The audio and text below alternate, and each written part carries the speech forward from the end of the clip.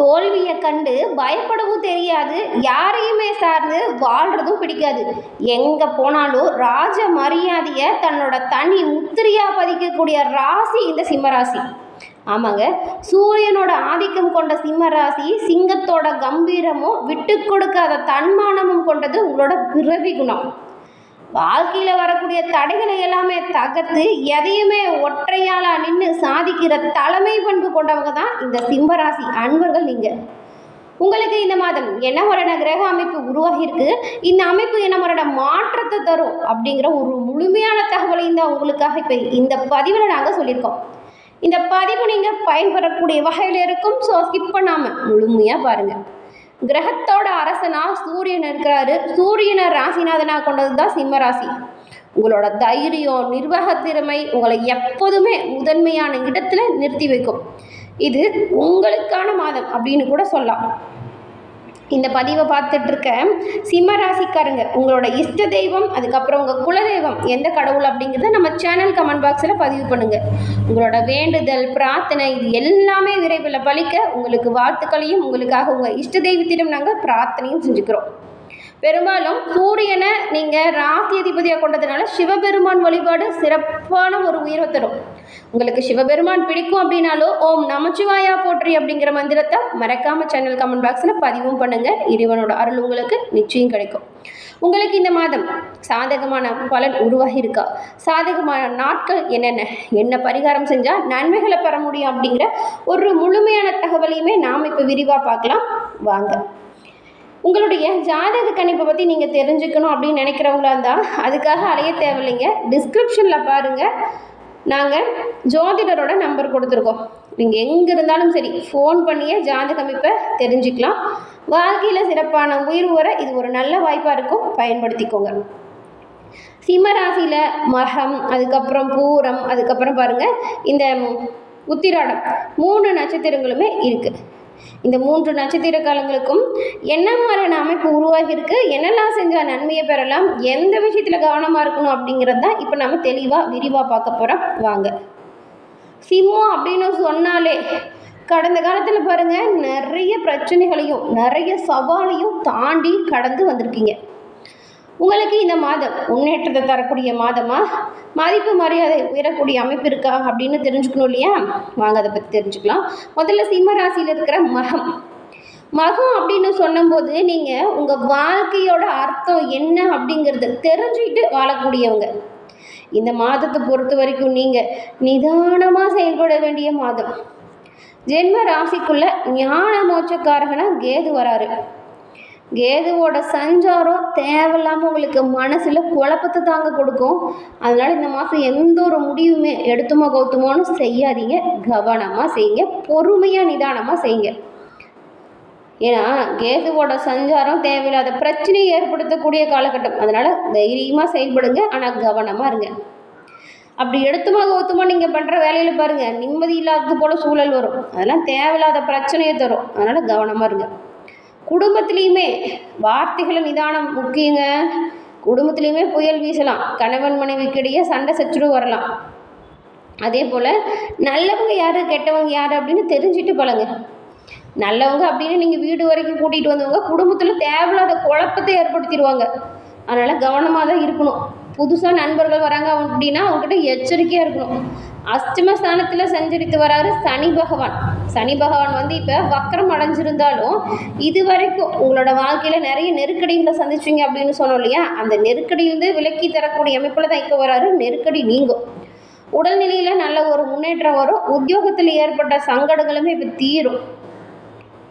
எதிர்பார்த்த பணவரவு, பிள்ளைங்களுக்காக நீங்கள் முயற்சி ஏதாவது மேற்கொள்கிறீங்க அப்படின்னா அந்த முயற்சி வெற்றி வாய்ப்பு தரும். உழைக்கிறவங்களுக்கும் வேலை பார்க்குறவங்களுக்கும் உங்களோட இடத்துல இது வரைக்கும் ஏற்பட்ட ஏதாவது பிரச்சனை சண்டை சச்சரவு வந்து அது முடிவுக்கு வரும். விரயஸ்தானத்தில் சஞ்சரிக்கிறார் குரு பகவான். அவர் 9ஆம் தேதி வரைக்கும் அஸ்தமனம் அடைகிறாரு. அதனால் செலவுலாம் கட்டுக்குள்ளே இருக்கும். அலைச்சல் குறையும், மன நிம்மதி வரும், எதிர்பார்ப்புகள் பூர்த்தியாகும். பெண்களுக்கு மனதளவில் ஏற்பட்ட குழப்பம் விலகுது. குடும்பத்தோட ஆதரவு பக்கபலமாக இருக்குது. விவசாயிகளுக்குமே மாதத்தோட பிற்பகுதி யோகமான காலம். முதல்ல 2 வாரம் கொஞ்சம் கவனமாக தான் இருக்கணும். அதுக்கப்புறம் நல்லாயிருக்கு. கையில் பணம் புரணும், எடுக்கிற முயற்சி வெற்றி வாய்ப்பு தரும். மாணவர்கள் வந்து கொஞ்சம் படிப்பு விஷயத்தில் அக்கறையாக செயல்பட்டால் நல்லதுங்க. உங்களுக்கு எல்லாமே நல்ல ஒரு உயர்வை தரணும் அப்படின்னா நீங்கள் செவ்வாய்க்கிழமையில் கற்பக விநாயகரை வழிபட்டு வருவதால் உங்கள் வாழ்க்கையில் வரக்கூடிய சங்கடங்கள் விலகும். உங்கள் வீட்டு பூஜை அறையில் கூட நீங்கள் இந்த வழிபாட்டை தினந்தோறும் செய்யலாம். அடுத்து பாருங்கள், பூர நட்சத்திரக்காரங்க எப்படி தெரியுமா? வாழ்க்கையோட அர்த்தம் என்ன, நம்ம வாழ்க்கைக்கு ஒரு அர்த்தம் இருக்கணும் அப்படின்னு நினச்சிட்டு தான் நீங்கள் எந்த ஒரு விஷயத்தையும் செய்வீங்க. உங்களுக்கு இந்த மாதம் கிரக அமைப்பு முன்னேற்றத்தை தரக்கூடிய வகையில் தான் இருக்குது. எப்படின்னு கேட்குறீங்களா? 1ஆம் தேதியிலேருந்து பாருங்கள், ஜென்ம ராசிக்குள்ளேயும் அதுக்கப்புறம் 2ஆம் இடமான தனவாக்கு குடும்பஸ்தானத்திலையும் சஞ்சாரம் செய்கிறாரு உங்களுடைய அதிர்ஷ்டக்காரகன் சுக்கிரன். இந்த அமைப்பில் சுக்கிரன் சஞ்சாரம் செய்யும் போது என்ன நடக்கும் அப்படின்னு பார்த்தா, வசதி வாய்ப்பு அதிகரிக்கும், பணப்புழக்கம் கையில் இருக்கும், கணவன் மனைவிக்குள்ளேயுமே இணக்கமான நிலை இருக்கும். இது வரைக்கும் சண்டை சச்சரவு இந்த மாதிரி சூழல் இருந்தால் அது மாறும். உங்களுக்கு தெரியாமலே பாருங்கள், நல்ல ஒரு நட்பு, நல்ல ஒரு அந்யோன்யம் உருவாகும். விட்டு கொடுத்து போகணும். எந்த ஒரு இடத்துலையும் பொன் பொருள், புதிய வாகனம், ஏதாவது நிலம் வாங்கணும், வீடு வாங்கணும், ரொம்ப நாளாக ஆசைப்பட்டீங்களா, அந்த மாதிரியான நல்ல நல்ல விஷயம் கிடைக்கிறதுக்குமே வாய்ப்பு இருக்குது. அதுக்கப்புறம் பாருங்கள், நீங்கள் இந்த மாதம் எந்த ஒரு முயற்சியும் எடுத்தாலும் அது வெற்றி வாய்ப்பு தரும். இந்த ஒரு காலகட்டத்தில் அஷ்டம ஸ்தானத்தில் சஞ்சாரம் செய்கிறாரு சனி பகவான். சும்மா சஞ்சாரம் செய்யலை, வக்கரம் அடைஞ்சு சஞ்சாரம் செய்கிறாரு. விரிய குரு அஸ்தமானம் வர ஆகியிருக்கு. கடந்த மாதத்தில் உங்களுக்கு நிறைய நெருக்கடி, போராட்டம், பிரச்சனை இது எல்லாமே இருந்திருக்கும். அது எல்லாமே இப்போ காணாமல் போகும் அப்படின்னு கூட சொல்லலாம். இந்த பிரச்சனைகளையும் போராட்டங்களையுமே உங்ககிட்ட இருந்து விலக்கி வைக்கக்கூடிய அமைப்பில் கிரக சூழல் உருவாகியிருக்கு. அடுத்து உங்கள் லாபாதிபதி புதன் 31ஆம் தேதியிலேருந்து லாபஸ்தானத்தில் ஆட்சியாக சஞ்சாரம் செஞ்சார். இப்போ பணப்புழக்கம் நல்லா அதிகரிக்கும். வியாபாரிகளாகவும் கலைஞர்களாகவும் நீங்கள் இருக்கீங்க அப்படின்னா நீங்கள் எதிர்பார்த்து காத்துட்டு இருக்கிற ஒவ்வொரு ஒப்பந்தமே இப்போ சரியாக கிடைக்கும். வீடு மனை வாங்குறதுக்கும் தொழில் தொடங்குறதுக்கும் நீங்கள் வங்கியிலையோ மற்றவங்ககிட்டயோ கடன் ஏதாவது கேட்டிருக்கீங்க அப்படின்னா அந்த பணம் கை வந்து சேரும். புதிய முயற்சிகள் லாபத்தை தரும். ராசிநாதன் என்ன பண்ணுறாருன்னு பார்த்தா விரயஸ்தானத்தில் சஞ்சாரம் செய்கிறாரு. இந்த ராசிநாதனோட சஞ்சாரம் தான் உங்களுக்கு தேவையில்லாத செலவிழுத்து விடுது. அதனால் பண விஷயத்தில் எச்சரிக்கையாக இருக்கிறது நல்லது. அறிமுகம் இல்லாதவங்களை நம்பி எந்த ஒரு விஷயத்துலையும் முயற்சிகளில் இறங்கவே வேண்டாம். நண்பர்கள் விஷயத்தில் நீங்கள் எப்பவுமே எச்சரிக்கையாக இருக்கிறது நல்லது. இந்த ஒரு காலகட்டத்தில் கூட்டு தொழிலில் இருக்கிறவங்க கொஞ்சம் கவனமாக இருக்கணும். சங்கடங்கள் வராமல் பார்த்துக்கணும். எந்த ஒரு விஷயத்தையும் திட்டமிட்டு செயல்படுத்துறது நல்லது. பெண்களை பொறுத்த வரைக்கும் குடும்பத்தில் இருக்கிறவங்களோட ஆலோசனையை கேட்டு நடங்க. அவங்களோட ஆலோசனை இல்லாமல் ஏதாவது விஷயத்தை செய்கிறீங்க அப்படின்னா அதை தவிர்க்க பாருங்கள். சிறு தொழில் செஞ்சுட்டு வரவங்க கூட கவனமாக தான் இருக்கணும். விவசாயத்தில் வேணால் எதிர்பார்த்த முன்னேற்றம் இருக்குது. கவனமாக செயல்பட்டால் நல்லதுங்க. நீங்கள் வெள்ளிக்கிழமையில் மகாலட்சுமி தாயாரை வழிபட்டு வர்றதுனால உங்கள் வாழ்க்கையில் வரக்கூடிய சங்கடம் விலகும், நன்மைகள் உங்களுக்கு நடக்கும். அடுத்து பாருங்கள், உத்திரம் 1ஆம் பாதம். நீங்கள் தன்னம்பிக்கையும் தைரியமும் கொண்டவங்களாக இருக்கீங்க. உங்களை பொறுத்த வரைக்கும் இந்த மாதம் ஏற்பட்டிருக்கக்கூடிய சூழல் கொஞ்சம் திட்டமிட்டு செயல்பட்டால் நன்மையை பெறக்கூடிய மாதமாக மாற்றலாங்க. திட்டமில்லாமல் எதையுமே செய்யக்கூடாது. ராசிநாதன் சூரியன் மாதம் முழுசுமே விரயஸ்தானத்தில் சஞ்சாரம் செய்கிறாரு. கடந்த மாதத்தில் கிடைக்க இருந்த யோக பலன்களை இப்போ கொஞ்சம் மாற்றம் வரலாம். சரளமாக வந்துட்டு இருந்த வரவுல தடை வரலாம். செலவு பல வழியிலுமே வரும்.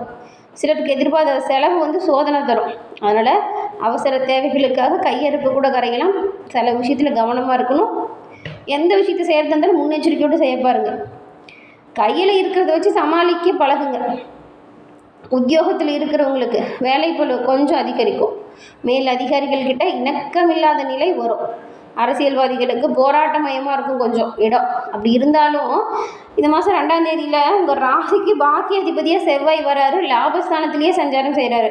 அதனால் எப்பேற்பட்ட சங்கடம் வந்தாலுமே அதை இருந்த இடம் தெரியாமல் ஓட வைக்கிற அளவுக்கு உங்களோட முயற்சிகள் இருக்கும். எடுக்கிற முயற்சி வெற்றி வாய்ப்பு தரும்.